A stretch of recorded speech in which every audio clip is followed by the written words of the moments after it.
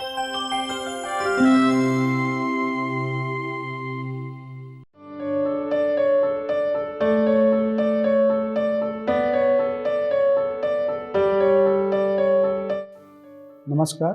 मेरा नाम डॉक्टर विकास जैन है and I am director and senior consultant department of urology and kidney transplant, Narayana super speciality hospital, Gurugram. आज मैं आपको एक सिम्टम, यूरिनरी सिम्टम जिसका नाम फोमी यूरिन या फ्रॉदी यूरिन है, या अगर हम लोग सिंपल भाषा में कहें कि पेशाब में झाग आने के बारे में कुछ बताऊंगा।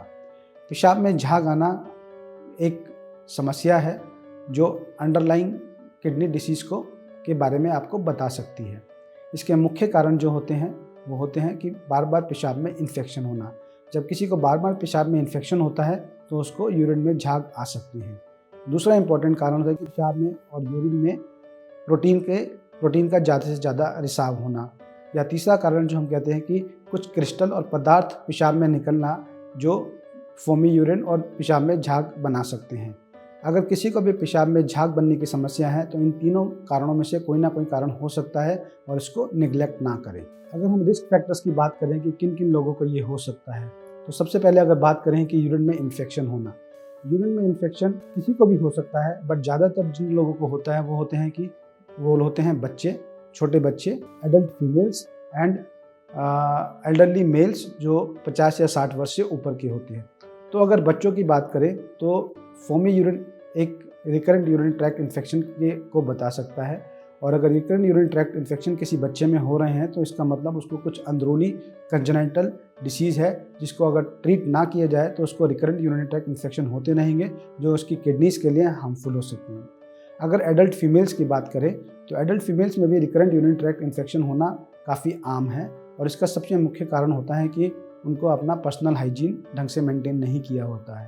तो अगर ये लोग अपना पर्सनल ढंग से हाइजीन मेंटेन करते हैं तो इनको रिकरेंट यूरिन ट्रैक्ट इन्फेक्शन या फोमी यूरिन होने का प्रॉब्लम कम हो सकता है।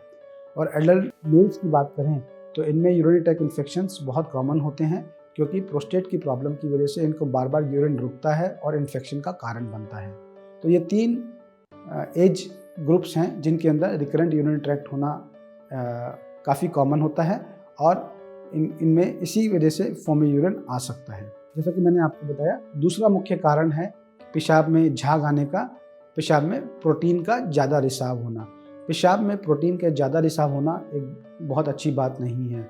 ये एक्चुअली दर्शाता है कि कुछ ना कुछ आपकी किडनी में अंदरूनी प्रॉब्लम है जिसकी वजह से प्रोटीन ज़्यादा पेशाब में निकल रहा है। मुख्यतः इसका इम्पॉर्टेंट कारण होता है कुछ तरह की बीमारियाँ जो किडनी की अंदरूनी बीमारियाँ होती हैं, जिनको हम लोग ग्लोमेरुलर डिसीजेज बोलते हैं।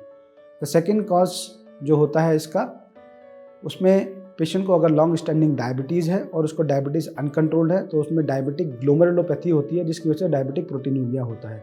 और तीसरा, अगर आपको अनकंट्रोल्ड हाइपरटेंशन है तो उसकी वजह से भी प्रोटीनूरिया हो सकता है।